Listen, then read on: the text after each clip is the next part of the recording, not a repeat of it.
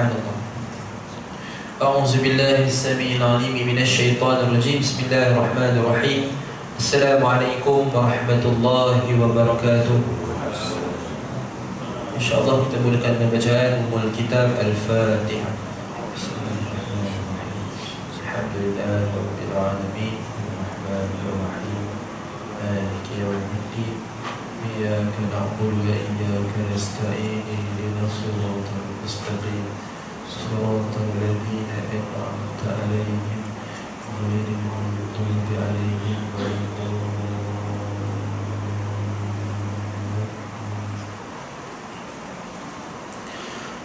Alhamdulillahi rabbil alamin, wassalatu wassalamu ala asyrafil anbiya'i wal mursalin sayyidina Muhammadin wa ala alihi wa sahbihi ajma'in.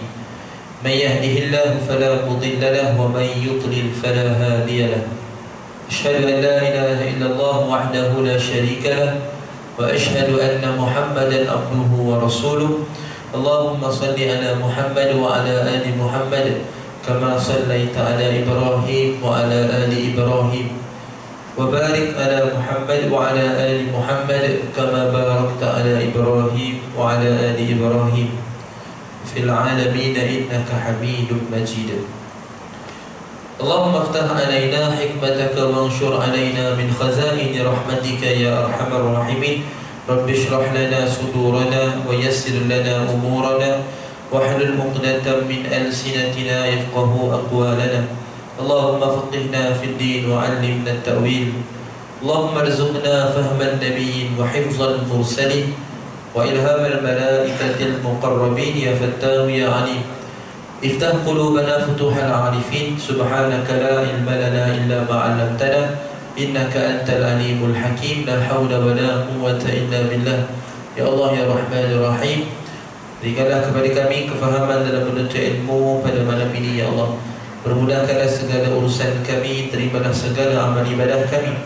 Rahmatilah kami dengan rahmat-Mu, jauhkanlah kami daripada kemurkaan-Mu. Ya Allah ya Rahmanir Rahim, berikanlah kepada kami kekuatan untuk beramal dan berpegang teguh dengan sunnah-sunnah Nabi kami Nabi Muhammad sallallahu alaihi wasallam.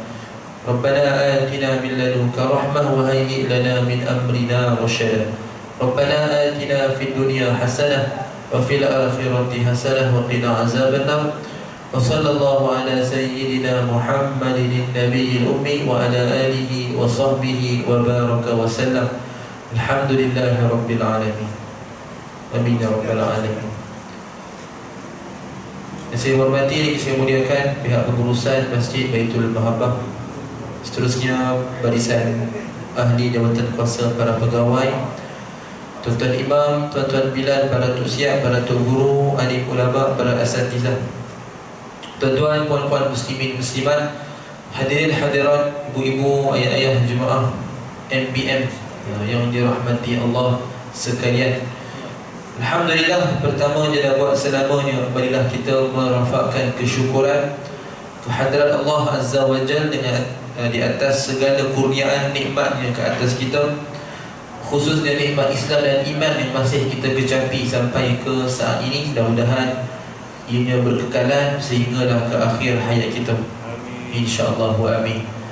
Selain daripada itu juga yang dimana Allah mengurniakan kepada kita dua nikmat yang khususnya yang kebanyakan manusia itu dilalaikan, seperti mana dalam sabda Nabi sallallahu alaihi wasallam menerusi hadis dari Ibnu Abbas radhiyallahu anhuma, yang mana Rasulullah sallallahu alaihi wasallam bersabda, nikmatani maghbunun fihi makatsirun minan nas, as-sihhatu wal faragh. Dua nikmat yang sering dilalaikan oleh kebanyakan manusia, iaitulah nikmat kesihatan dan masa lapang. Jadi alhamdulillah kita gunakan nikmat kesihatan kita hadir ke masjid MBM kita ni yang dikasihi, yang dicintai ni. Kita solat berjemaah, kita duduk, tidur sekejap kan, kita duduk dengar sikit pengusian sikit, insya-Allah. Jadi mudah-mudahan Allah nilai semua ni yang kita gunakan, nikmat kesihatan kita datang, masa lapang yang kita ada ni kita gunakan. Mudah-mudahan Allah berkatilah kita semua, insya-Allah. Amin amin ya rabbal alamin. Dan kita dah berada dah pada malam yang ke-17 malam yang ke-17 Jamadil Awal, ataupun istilah sebenarnya kita sebut Jumadal Ula. Cuma istilah Jumadal Ula ni jarang sikit kita dengar. Tak ada. Dia tak dapat hidayah lagi projek tu. InsyaAllah ada. Itulah dia kata kan, tengok slide biru je. Tak apalah, biarlah slide biru, yang mati kita jadi biru sudah. Tak apa, tak ada rezeki lagi, dia naik balik lah. Macam bendera naik kan. Okey, baik. Tak apalah, kita teruskan tanpa slide. Yang penting kita masih berbincang secara ilmiah, bukan borak santai insyaAllah. Jadi apa kita sebut tadi, kita tak sebut istilah Jumadal Ula ni sebab apa? Sebab bila sebut Jumadal Ula ni kan ramai orang terfikir nama Ula apa pula ni. Jadi betul sebut Jumadal Awal kan. Sebut Jumadal Ula ni orang tak apa faham. Sepatutnya kita biasakanlah sebutan tu. Tapi tak apalah. Yang penting kita tahulah bulan Jumadal Awal, Jumadal Akhir. Jumadal Akhir pula istilah sebenarnya pun Jumadal Akhir. Kalau kita sebut Jumadal Akhirat, jadi akhirat pula kan. Jadi daripada sebut yang pelik-pelik kan, tentang Jamadil Awal, Jamadil Akhir, kan bertanya pula mana Jamadil Tengah Ustaz? Tak ada Jamadil Tengah kan. Jadi macam-macam soalan datang nanti. Sebab itu kita sebut je lah macam biasa. Yang penting mudah-mudahan Allah bergantilah kita. Bulan ni, bulan depan, di bulan ni pun dah separuh, masuk dah malam ke-17 kan. Bulan depan nanti insyaAllah Jamadil Akhir, tak lama lagi 15 hari insyaAllah lebih kurang. Kemudian masuk Rejab. Jadi bila masuk Rejab, jadi insyaAllah kita dah semakin rasa faham, rasa semangat. Kita nak menghadapi, mudah-mudahan kita sampai kepada Ramadan. Sampai kita amalkan satu doa kan, Allahumma barik lana fima razaqtana, Allahumma barik lana fi Rajab wa Sya'ban wa ballighna Ramadan kan. Ya Allah, berkatilah kami dalam Rejab dan Sya'ban dan sampaikanlah ke Ramadan. Dia punya semangat tu baca doa sampai terlanjak, barik lana fi ma razaqtana kan. Jadi tak apalah, itu doa yang baik juga kan, bukan doa yang buruk insya-Allah. Jadi mudah-mudahanlah Allah sampai kita semua ke dalam Ramadan yang akan datang insya-Allah. Sekiranya tak sampai, kita yang pergi dulu, mudah-mudahan kita dah bersedia. Jadi bila-bila masa kita kena sentiasa bersedia. Kan dia kata ustaz saya tunggu Ramadan lah orang jadi baik. Takut Ramadan tu datang, kita dah pergi dulu. Jadi takut tak sempat lah kan. Baik kita ubah je lah kan. Berubah je setiap masa kita memperbaiki. Cuma bila masuk Ramadan ni lebih sikit semangat kan. Sebab kesungguhan tu kan dia luar biasa. Dan keistimewaan yang Allah sediakan pun luar biasa. Jadi kita pun jadi luar biasa kan. Jadi bila habis dia Ramadan, kita luar lagi biasa kan. Jadi maknanya kekalkan momentum tu insya-Allah. Mudah-mudahan. Jadi ibu-ibu ayah dan rahmati Allah, kita akan sambung perbincangan malam ni tanpa slide, tanpa melihat. Dan bila tak melihat ni malam-malam dalam keadaan aircon, takut saya tidur nanti. Tapi macam tu kan. Tapi tak apalah, insya-Allah kita kuatkan iman. Mudah-mudahan kita dapat bertahan sampai ke akhirnya, sampai garisan penamat insya-Allah. Tanpa tidur langsung insya-Allah mudah-mudahan. Jadi kita akan sambung perbincangan pada masuk pada sunnah yang ke-34 menerusi kitab 100 sunnah Rasulullah SAW. Daripada sunnah ke-34 ni kita masuk bab tentang solat sunat. Bab tentang solat sunat, iaitu tajuk dia apa? Saya sebut tajuk dulu biar kita nampak si gambaran dia. Iaitu solat sunat dikerjakan di rumah. Okey, ni baru tajuk lah. Ni kata headline. Jangan guna headline terus buat kesimpulan. Tapi tu Ustaz solat hari raya macam mana? Kita nak sambung dulu. Yang baru sebut headline, tak bincang lagi apa. Jadi tajuk dia begitu, solat sunat dikerjakan di rumah. Dia ada dua hadis. Hadis yang pertama daripada Zaid bin Sabit radhiyallahu anhu. Beliau berkata bahawa Rasulullah SAW bersabda, "Fasallu ayyuhan nasu fi buyutikum fa inna afdalas salati salatul mar'i fi baitihi illa al-maktubah."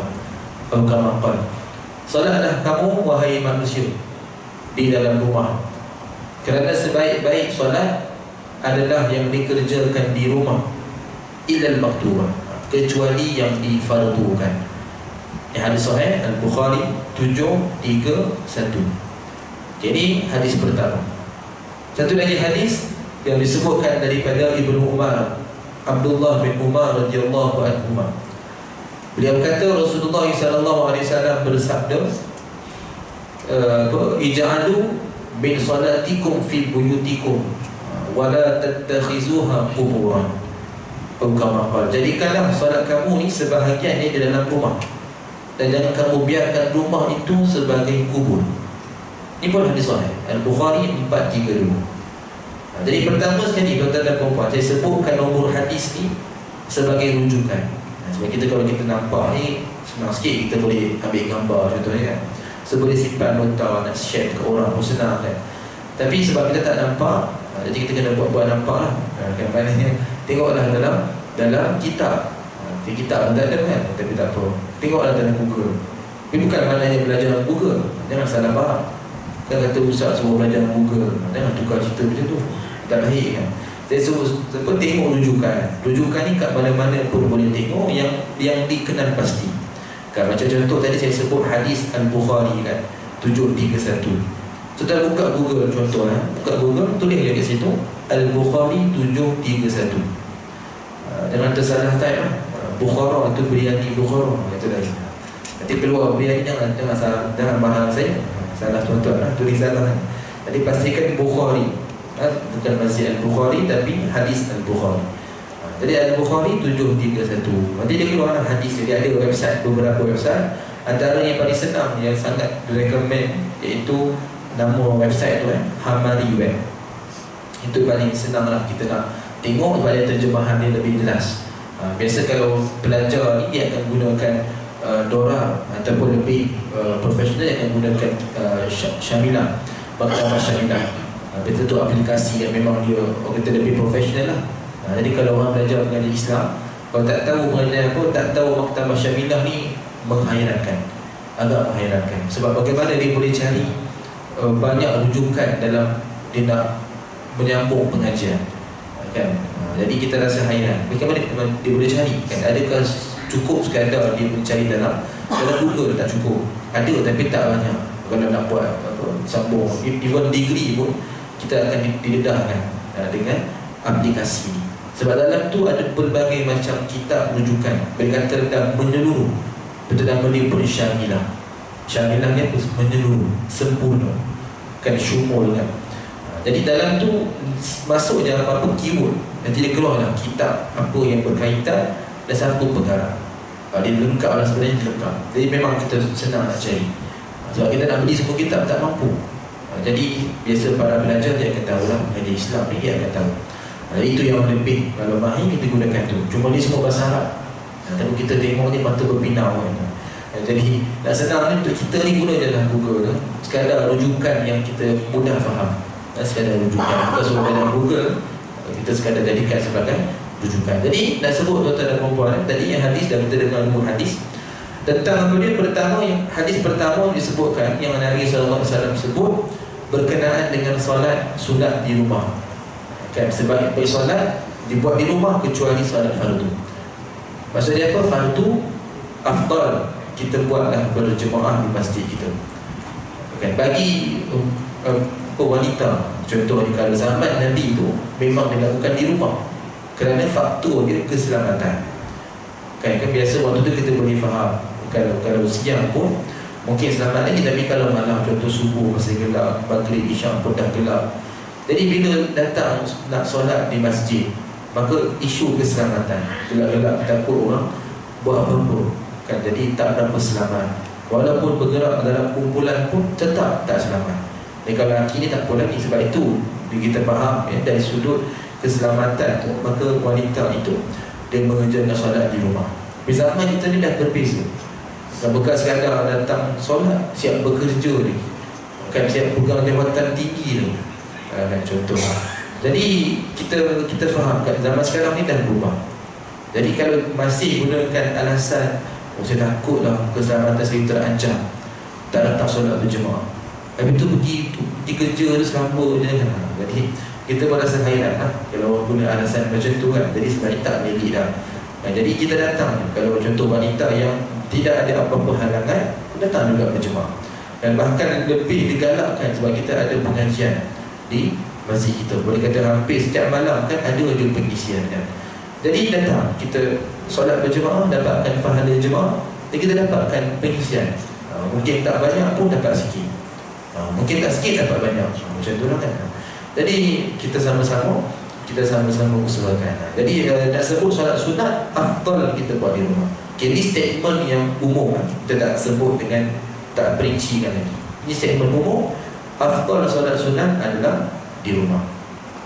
Baik, hadis yang kedua yang Nabi sebutkan, sampaikan Nabi memberikan satu misal ataupun tamsilan, perumpamaan rumah yang tak ada solat sunat diibaratkan seperti kubur. Maknanya seperti mayat, orang dah mati lah, tak ada apa-apa penghayatan agama Islam. Dan kita boleh kata kat rumah saya ni Ustaz, saya baca Quran selalu kan, haji baca Quran pun tak, saya buka radio je kan. Jadi itu memang walaupun nampak bagus lah kan, tapi kita nak penghayatan tu yang realistik. Bukan sekadar kita pasang bacaan qari je, kita tak baca pun kan. Jadi memang kata suasana tu bagus, tapi yang lebih bagus kita yang buat, kita hidupkan suasana tu kan di rumah kita. Jadi kita mungkin baca Quran, kita mungkin berzikir, pelbagai ibadah yang kita buat, tapi tak sama dengan solat. Sebab solat ini yang paling utama kan, solat inilah yang paling menjadi asas dalam kehidupan kita yang kita kena utamakan. Hatta sampai masuk masjid pun, first thing kita buat adalah tengok handphone kan. First thing yang kita buat adalah solat tahiyatul masjid kan, berbanding ibadah yang lain. First, saya nak kata betapa pentingnya untuk kita mendirikan solat tu, sampaikan datang masjid ni tempat untuk solat. So first ibadah kita buat solat dulu, dia boleh ikut kepada susunan yang afdal kan. Jadi baru kita buat yang lain, baca Quran ke, berzikir, iktikaf kan, contoh main handphone, main PUBG kan, kadang-kadang. Jadi buat benda yang bermanfaat kan. Jadi begitulah tuan-tuan nak sebut. Jadi kita kena pastikan di rumah tu adalah solat sunat. Jangan kita pula rumah kita tergolong dalam kategori yang Nabi sebut tadi, yang dibiarkan seperti kubur. Tidak ada sebarang penghayatan agama Islam. Tak sama kalau kita kata ada zikir Quran ke, tak sama dengan solat. Solat tetap solat. Jadi kita pastikan ada solat sunat kita buat di rumah. Okey, ini secara umum tak bincang dengan perinci lagi. Cuma nak sebutlah penting sebab tuan-tuan Nabi dah sebut, sampaikan seperti kubur. Maksudnya penting lah, kalau tak solat kat rumah ni sangat kita risau. Kalau rumah tempat kita berehat, ke rumah tempat kita berada lama, walaupun mungkin tidaklah kita pun dalam keadaan kita sedar, kita tidur kan, biasanya tidurlah lama kat situ, tempat kita berehat, dan kita kata apa, tempat kita berkumpul satu keluarga. Jadi kena ada ruh, suasana yang damai dari sudut rohani. Bukan sekadar kita nampak saja, penting isu rohani. So biar rumah dalam keadaan yang Allah redha, so kena dirikan solat sunat di dalam rumah. Okey, baik, kita lihat apa yang Al-Imam Nawawi rahimahullah syarah dalam kitab Al-Minhaj. Disebut oleh Imam Nawawi rahimahullah, hadis tadi itu dia berlaku dalam setiap keadaan, semua keadaan solat sunat, kecuali yang menjadi syiar untuk dilakukan secara berjemaah. Hadis tadi itu dia berlaku dalam semua keadaan, kecuali yang menjadi syiar untuk dibuat secara berjemaah. Yang mana ada 5 sahaja yang memang menjadi satu syiar, satu tuntutan kita amalkan secara berjemaah. Apa dia 5 tu? Kita nak ingat apa sunat? Solat sunat 2 hari raya, solat sunat 2 gerhana, dan istisqa kan, minta hujan. Yang mana kita sebut 5 lah kan, 2 gerhana, 2 hari raya, dan minta hujan. So 5 ni yang memang syariatnya dituntut untuk kita buat berjemaah. Kerana apa? Dalilnya sebab apa? Nabi pun amalkan berjemaah. So mudahnya jawapan macam tu lah, kita nak faham. Jadi memang dituntut buat berjemaah 5 ni, walaupun solat sunat. Tapi yang lain tu yang kita sebut ada 4 bahagian solat sunat. Kita sebut pertama sekali, kita panggil dia adalah muaqqatah, yang ada di waktu. Yang kedua, sebab, solat sunat yang bersebab, kita bincang tadi. Yang ketiga adalah rawatib yang mengiringi fardu. Dan yang keempat, mutlak. Mutlak ni dia lain daripada lain. Kita bincang satu persatu. Jadi ada 4 bahagian. Jadi yang pertama tadi muaqqatah, yang ditentukan waktu. Contoh dia apa? Duha. Kan mesti masuk waktu baru kita buat, baru dikira duha. Kan mesti contoh witir kita nak buat nanti malam. So mesti lepas kita fardu isyak, dalam waktu isyak lah, lepas fardu isyak baru valid witir. Jadi mesti dia terikat dengan waktu. Selagi tak datang waktu tu kita nak buat, maka tak sah. Kan sekarang nak buat witir siap-siap, lepas isyak terus boleh lari, betul boleh balik kan, maka tak sah. Witir tu tak sah sebab dia bukan waktu dia sekarang. Dia terikat dengan waktu. Jadi itu yang pertama. Yang kedua, sebab. Kita panggil sababiyah. Sebab solat sunat yang bersebab.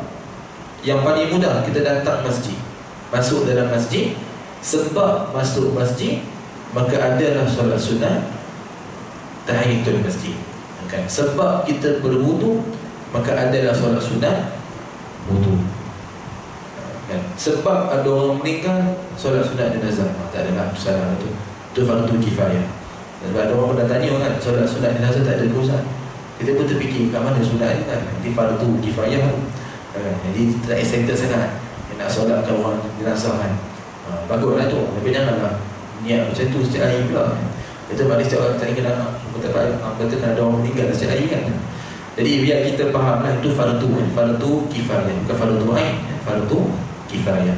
Mari kita tahulah hukum fardu kifayah ni bermaksud kena ada orang wakil dalam qaryah kita yang melaksanakan kewajipan tu. Kan, jadi bila dah dilaksanakan maka tidak dikira berdosa. Tapi kalau tak ada orang yang uruskan, biasanya tak ada masalah lah kan. Tapi contoh tak ada orang yang buat, tidak ada yang menguruskan, maka seluruh penduduk dalam qaryah tu akan mendapat saham dosa. Share-share lah sama-sama kan. Tak nak gitu. So kita nak semuanya selamat insya-Allah. Jadi solat sunat bersebab ni disebabkan kita buat perkara tu, kedatang solat sunat tu. Jadi tadi waktu pun yang terikat pada waktu itu pun afdal kat rumah. Yang bersebab ni pun afdal kat rumah. Tapi ikutlah keadaan. Kita itu masjid kan. Kita dah masuk masjid kita ni masuk betul balik rumah. Berapa ustaz kata suruh solat sunat kat rumah, balik datang dia balik rumah. Betul dah datang dah tu. Jadi dia tak ada bila bersebab itu masjid maka buat di sini. Sebab dia sebabnya masjid, so kita buat di sini. Tapi yang lain tu semua kena ikut kepada kesesuaian adalah di rumah. Macam wudu contohnya, kita pun tahu antara yang kita patut lakukan datang masjid dalam keadaan berwudu. Itu adalah sunat. Kan Nabi solat sunat kat rumah. Kita tahu rumah Nabi dengan masjid dekat. Kan Nabi solat sunat kat rumah dan Nabi hadir ke masjid dalam keadaan berwudu. So kita kalau ikut pada sunnah dia, betul siap-siap kat rumah, dan lepas dah wudu tu ada solat sunat wudu. Kalau sempat nak buat lah. Kan kita buat. Tak buat tak tahu tak. Kalau sempat tak tahu. Datang dalam masjid terus. Yang ketika kita datang tu dalam keadaan berwudu itu sunnah. Jadi kita cuba amalkan yang mana boleh. Jadi kalau ikut pada susunan, wudu pun kita buat di rumah, solat sunat wudu pun kat rumah. Siap-siap kalau sempat. Kita amalkan. So ini yang kedua, solat sunat yang bersebab. Yang ketiga adalah rawatib. Rawatib ni apa? Dia mengiringi dengan fardu. Yang kita tahulah qabliyah dengan ba'diyah, sebelum dan selepas. Yang dilarang selepas ba'diyah, lepas subuh dan lepas asar. Sebab apa dilarang? Disebut waktu yang haram salat. Kerana apa? Adanya dalil kan yang Nabi sebutkan. Mafhumnya apa dalam hadis yang mana ketika matahari terbit dan terbenam di antara tanduk syaitan. Daripada hadis itulah yang disebutkan waktu yang haram. Maknanya terbit bila? Fajar lah, subuh lah, selepas subuh. Dan dengan asar, terbenam matahari, proses terbenam. Sedua-dua ni yang waktu yang haram yang tak boleh solat. Tapi ada tak pengecualian? Ada. Kalau kita datang masjid, kata waktu tu tak masuk maghrib lagi, kita dah masuk dalam masjid ni, dia mau solat. Kan, jadi solatlah sunat tahiyatul masjid. Jangan risau, dia tak dikira sebagai haram sebab dia bersebab. Walaupun datang waktu yang haram, maksudnya waktu haram solat, tapi dia solat sunat bersebab, maka dikecualikan. Sama lah solat sunat wudu, kita nak solat tu tapi waktunya haram, tak ada masalah, ada pengecualian. Kalau solat qada pun sama, ada pengecualian. Sudah perlu risau, ni antara yang diberikan pengecualian kerana dia tidak terikat dengan waktu. Qada ke, wudu ke, masuk masjid ke, semua ni dikira pada tidak terikat dengan waktu. Kita buat bila-bila masa pun boleh, kan? Bahkan kalau sebab ni lagi lah, sebab ni berlaku bila-bila, supaya tak boleh risau. Yang tak boleh ni apa, kita solat sunat hajat tiba-tiba, tak ada lah, lepas asar solat sunat hajat, kan? Itu tidak berlaku. Tapi kalau betul-betul ada sebab, maka tak ada masalah. Itu kita amalkan, tidak perlu risau. Yang haram ni adalah secara keseluruhan, tapi ada pengecualian. So itu orang mati. Yang mana haram pun sebab adanya hadis yang melarang, disebutkan tanduk syaitan tu, maka sebab itu dilarang. Sebab itu tak ada masalah. Kemudian yang keempat adalah mutlak. Mutlak ni dari kalimah apa? Talak. Kan, talak, iaitu apa? Cerai. Maknanya dia bebas daripada waktu. Dia tidak terikat dengan waktu, tidak terikat dengan sebab. Mutlak ni kalau nak mudah sebut, tersebut je solat sunat kosong, macam roti kosong kan, macam tu. Nak bagi faham lah, solat sunat mutlak ni kosong. Dia niat tu sahaja aku solat sunat kerana Allah, 2 rakaat kerana Allah Ta'ala. Dia macam tak ada niat, dia tak ada niat, aku dia kosong, dia solat sunat kosong. Jadi mutlak ni tak boleh buat pada waktu yang haram. Waktu lain tak ada masalah. Contoh, tuan-tuan masuk dalam surau, kata tuan-tuan pergi ke surau Ad-Din kan. Saya tahu sebab saya kuliah situ lah, kuliah bulanan juga. Jadi katalah surau tu bukan surau Jumaat. Ada bukan mengata kan, bagi contoh je. Tuan-tuan kisahlah mana-mana surau. Kita masuk surau tu, dia bukan surau Jumaat, dan kita nak solat sunat tahiyatul masjid. Kita tahu dari sudut perbincangan ilmu, tahiyatul masjid ni dia berlaku hanya pada masjid. Macam kita masjid memang dah selamat lah, memang ada tahiyatul masjid, i'tikaf pun boleh, dan segala-galanya lah memang di sini pusat kan, center dia. Kemudian kalau sebut surau Jumaat, dia menyerupai ciri dengan masjid, maka ia pun diangkat sebagai masjid. Apa ciri-ciri yang paling penting? Dua-dua tempat ni, masjid ke surau Jumaat, dia mesti ada dilaksanakan solat berjemaah setiap waktu. Kalau tak ada, maka seluruh penduduk tu mendapat dosa. Ini antara ciri yang penting. Tapi dia berbeza dengan solat di surau biasa, surau yang bukan Jumaat. Surau tak Jumaat ni, dia tak ada orang ibarat pun tak apa. Nak bagi tahu, nak bagi faham lah kan. Tak ada orang solat pun tak ada masalah, terkunci berbulan-bulan pun tak apa. Nak bagi tahu kat situ dia bukan Jumaat, maka dia tidak mencapai ciri-ciri masjid. Maknanya kat situ dia tak berlaku tahiyatul masjid, i'tikaf pun tidak berlaku. Sebab itu dia kena ikut pada bincangan ilmu, tidak berlaku. Tapi sebab hari ini kita dah banyak imarah kan. Contoh surau Ad-Din tu antara yang boleh kata imarah lah kan, yang antara tempat surau yang bukan Jumaat tapi dia banyak program dan banyak pengisian. Jadi nak sebut banyak pengisian tu, jadi kita ni adalah i'tikaf. Mudah-mudahan Allah terima lah i'tikaf tu, walaupun ikut kepada maksud dia tak sampai kepada masjid. Sebab zaman Nabi kan berbeza kan? Bahkan zaman selepas-lepas ni pun, sebelum macam hari ni, sebelum-sebelum ni, dia kata pun tidak imarah ya, tidak hebat, baik program ke pengisian ke kan, tidak hebat macam hari ni. Hari ni boleh kata hampir seluruh, macam di Selangor khususnya, pada KL juga, dia boleh kata hampir seluruh surau masjid tu ada je pengisian. Sangat-sangat jarang kita dengar tak ada pengisian. Pengisian akan jalan-jalan setiap malam je tu. Betul-betul tengok lah kan, contoh jadual kuliah kan. Jadi sangat banyak. Dengan kita je nak datang ke tak nak datang, nak ambil iktibar ke tak nak. Jadi kita fahamkan dari sudut ilmunya begitu. Dia tidak berlaku tahiyatul masjid di surau yang biasa. Tapi contoh kita pergi ke surau yang bukan Jumaat dan solat sunat tahiyatul masjid, maka ia akan dinilai sebagai mutlak. Tetap pergi niat tahiyatul masjid, memang kita niat tahiyatul masjid, Walaupun niat tahiyatul masjid, sebab dia tak boleh capai ciri-ciri tahiyatul masjid, maka dia akan menjadi kategori dia solat mutlak. Dia tak ada sebab, dia tak ada waktu. Cuma dia tak boleh buat waktu yang haram sahaja. Itu maksud mutlak. Dan mutlak jarang kita buat lah. Jarang kita buat sebab kita suka niat yang khusus. Kan bila solat tu kita nak niat khusus. Biar contoh niat tahajat, niat taubat, kita nak macam tu lebih seronok nak sebut. Kan berbanding solat kosong. Memang tak ada masalah. Yang penting solat tu kena khusyuk. Kan? Jadi ini dari sudut perbincangan solat-solat sunat. Jadi keempat-empat ni semuanya afdal di rumah, kecuali yang mana disebutkan tadi. Contoh apa? Tahiyatul masjid. Ini memang kita buat di masjid. Kan selain daripada itu semuanya kita buat di rumah. Dan praktikal secara amali kita nak buat semua kat rumah, bukan senang. Tetapi banyak esok pagi nak solat sunat subuh. Solat sunat subuh kat rumah. Betul kita pun rasa letih lah, baring sekejap. Bangkit-bangkit tengok dah matahari terbit lah. Jadi contoh kita nak solat sunat kat rumah dan kita nak datang ke masjid, tapi akhirnya tak tersampai.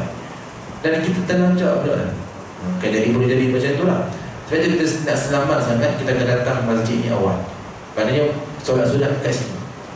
Kan jadi tak ada masalah. Tuan-tuan nak ikut kepada kaedah begitu untuk keselamatan. Dan kita kan kena banyak bergerak. Mungkin kalau jauh rumah dengan masjid, nak kena datang, makan masa kan. So kita datang siap-siap awal-awal solat kat sini. Ada kala lain orang dekat rumahnya dengan masjid, kan rumah sebelah masjid contohnya, untung dah dia solat sunat ke rumah, jalan kaki dia datang solat masjid kan. Memang dia kata, memang dia betul-betul boleh amalkan sunnah Nabi lah. Tapi ini tak berlaku pada semua orang. Jadi mana yang boleh buat, dibuat. Kalau mampu, kalau dia yakin. Tapi tak mampu, tak datang ke masjid. Dan itu macam mana kita nak amalkan sunnah tadi.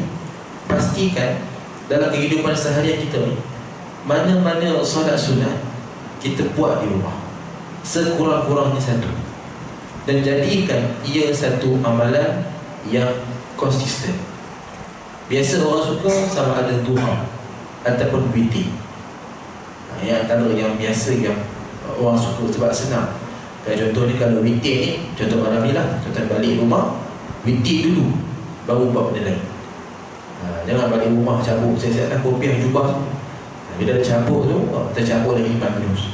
Tak buat lah terus solat sunat kan. Habis tutup cerita lah. Kita orang tanya pun kita buat tak tahu kan. So kita dah rasa tak semangat.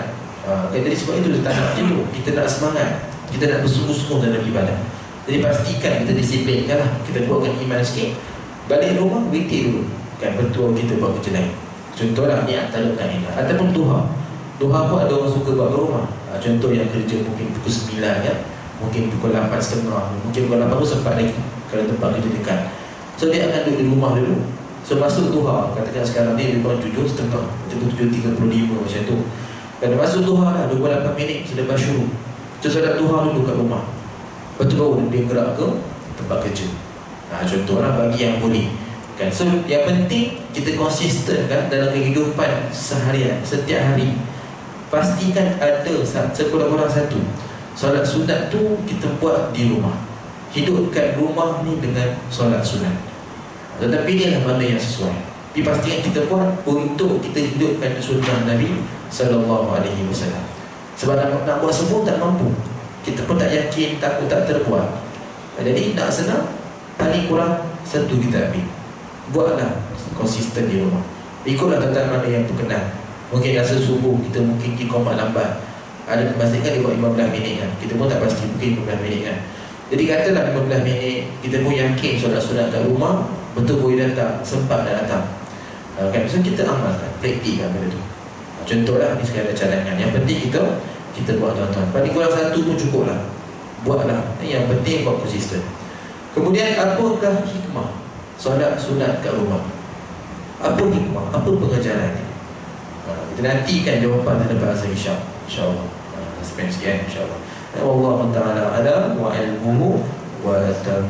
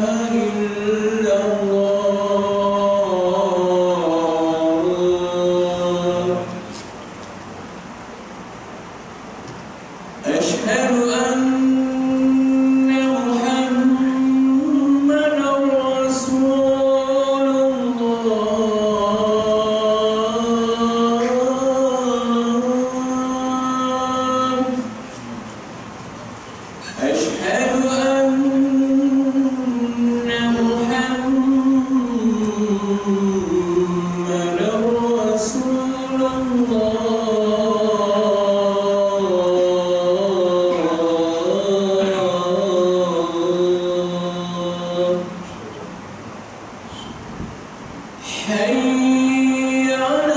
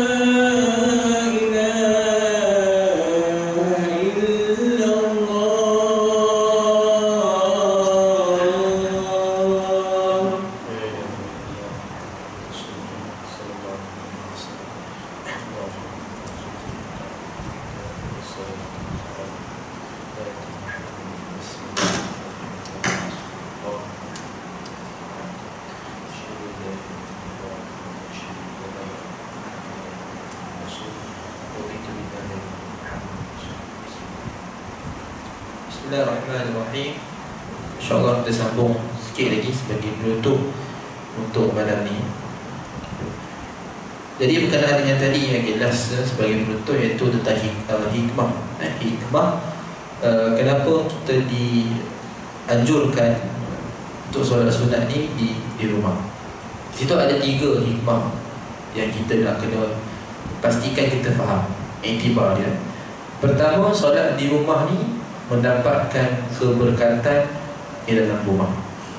Seperti mana hadis yang saya sebutkan tadi tu, Nabi mengumpamakan rumah yang tak solat sunat ni seperti kuburnya. Jangan biar sebagai kubur. Maknanya tidak ada penghayatan agama Islam, ruh Islam. Jadi kita boleh kata solat, kalau kita buat ibadah lain pun tak sama dengan solat.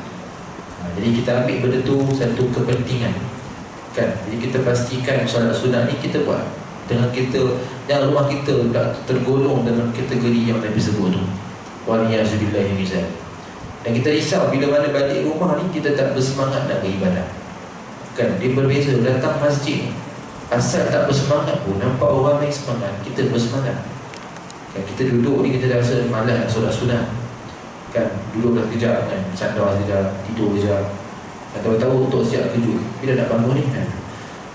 Tapi kita nak rehat sekejap lah, kan? Tapi bila tengok orang semua bangkit, semua solat sunat, kita pun macam tertarik, kan? Kita pun nak solat juga, kan? Mungkin kita rasa malu lah gitu, kan? Orang semua bangkit, kita tak bangkit, kan? Kita dah betul kerepot, kan?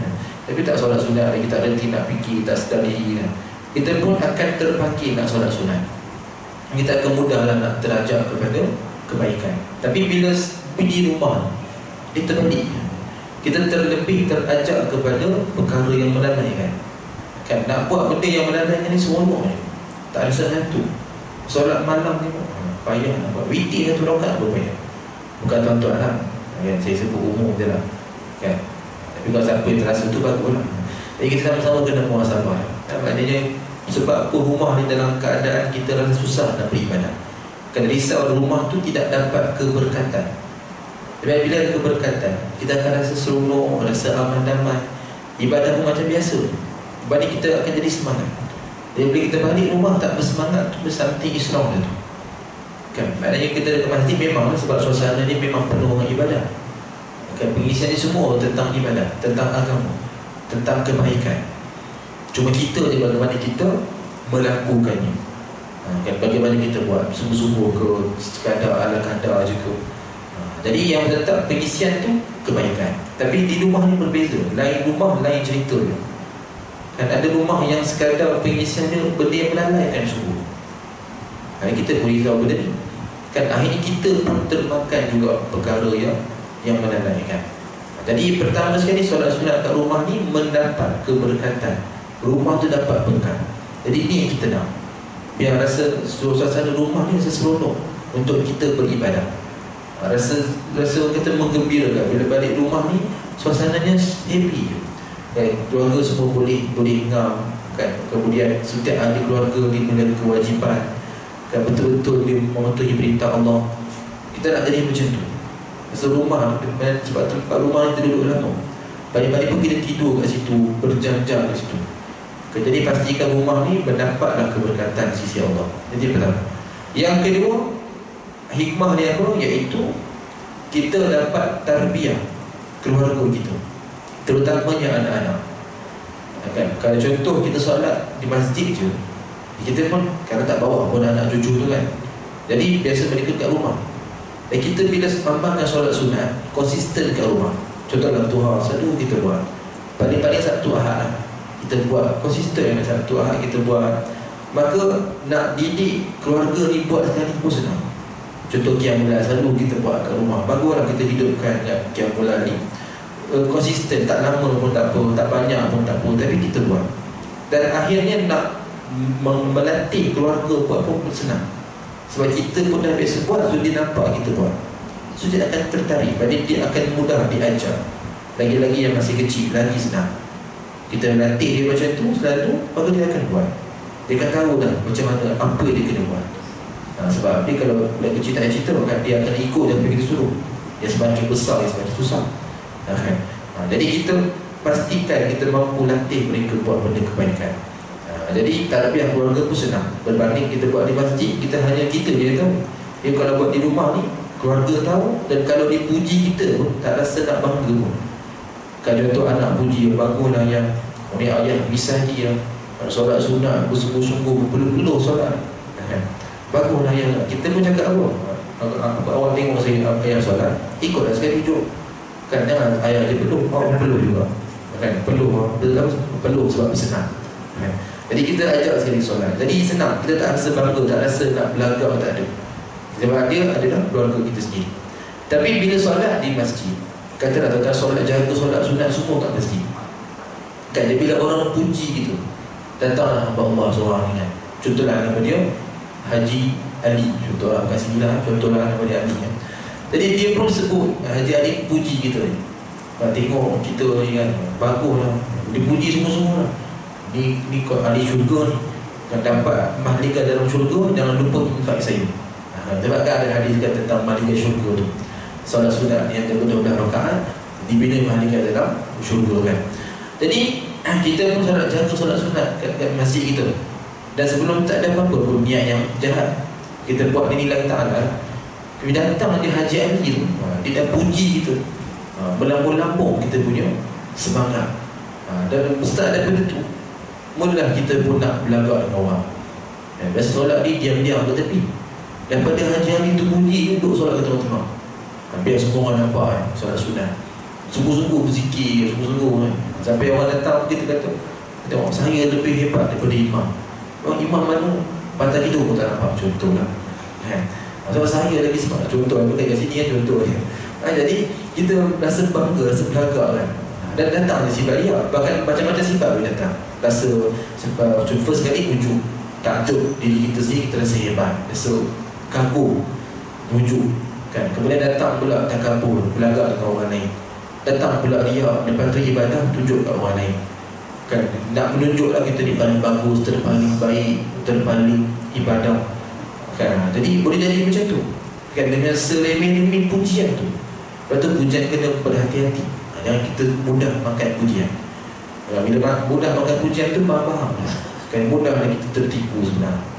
Lepas tu orang kalau buat bisnes, dia pandai memuji orang, dia pandai mengayat kan. Jadi orang betul dia kata orang cerdik, dia kata dia ayat ni bisnes punya ayat kan. Tapi kalau ayat tu dia tak fikir betul, maka dia pun akan terikut, dia akan termakan kan apa yang dipromot tu. Mudah kena kata macam kena prank sikit lah kan. Jadi satu tuan-tuan, kita pastikan solatlah solat ni di rumah. Nak jaga daripada sifat-sifat macam ni. Kita tak nak sebab orang bila puji kita rasa bangga belakang, akhirnya solat lepas tu bukan lillahi ta'ala, yang buat semata-mata nak menunjuk. Dia ni lah 3 hikmah tentang solat sunat di rumah. Kesimpulan dia apa? Pastikan solat sunat paling kurang 1 pun tak apa di rumah. Kat rumah ni kena solat sunat. Tetapi pilihlah mana yang senang. Tuan rumah pilih mana yang senang, mana yang sesuai, mana yang kita rasa boleh buat konsisten, buatlah. Paling penting Sabtu dan Ahad, pastikan ada pengisian dalam jadual kita bercuti ke apa. Pengisian mesti kena ada tentang ibadah. Jangan cuti, contoh cuti kerja, cuti sekolah, cuti ibadah. Bukan macam tu. Waktu cuti lah kita ada masa yang lebih banyak untuk spend buat ibadah. So kita gunakan, contoh jadikan dalam jadual tu kan, pagi tu jadikan satu, kata konsisten kan, disiplinkan diri kan, solat sunat duha, buat sama-sama, ajak family kita buat, jadikan satu kebiasaan kan. Itulah masa ni. Hari lain kita mungkin sibuk kerjanya, anak-anak belajar kan, jadi tak ada masa yang spesifik. Malam pun mungkin ada tuition, kita pun datang kuliah, betul balik pun pandang, betul malam nak tengok bola lagi macam tu kan. So kita ada masa yang begitu sangat-sangat sempit. So Sabtu Ahad ni masa cuti, masa tu lah spend lah. Tuan-tuan nak buat apa buat, tapi pastikan ada pengisian rohani. Jangan sekadar bersia-sia makan-makan, angin, makan-makan, minum-minum, sekadar itu je kan. Jangan itu sekadar, itu untuk kita jasmani kita. Rohani kena ada kan. Masa tu dah mengisi masa untuk mungkin menambahkan ilmu agama, mungkin dengan ibadah-ibadah sampingan. Dia pastikan tuan-tuan kita buatlah konsisten, dan jangan lupa sekali ajak family buat sama-sama. Jadi kita pastikan jadikan satu kebiasaan. Mudah-mudahan kita mampu istiqamah, dan kita harap segala ibadah kita buat Allah terima. Mudah-mudahan insya-Allah. Itu untuk malam ini. Kita bersambung pada pertemuan akan datang, bincangkan lagi apa-apa sunnah tentang solat-solat sunat. Wallahu ta'ala a'lam wa ilmuhu wa atam. A'udzu billahi samiil alim minasy syaithanir rajim. Bismillahirrahmanirrahim. Alhamdulillahi rabbil alamin. Wassalatu wassalamu ala asyrafil anbiya'i wal mursalin sayyidina Muhammadin wa ala alihi wa sahbihi ajma'in. Allahumma inna nastawdi'uka ma 'allamtana fadlulhu ilayna inda hajatina ilayk wa la tuhsinahu ya Allah ya rabbal alamin. Rabbana atina fid dunya hasanah wa fil akhirati hasanah wa qina azabannar. Sallallahu ala sayyidina Muhammadin nabiyil ummi wa ala alihi wa sahbihi wa baraka wa sallam. Alhamdulillahi rabbil alamin. Amin ya rabbal alamin. Aqulu qawli hadza wa nastaghfirullahal azim li wa lakum. Subhanallah wa bihamdi, la ilaha illa anta, astaghfiruka wa atubu ilaik. Bismillahirrahmanirrahim. Wal 'asr innal insana lafi khusr illa alladhina amanu wa 'amilus solihati wa tawasaw bil haqqi wa tawasaw bis sabr. Wassalamu alaikum warahmatullahi wabarakatuh.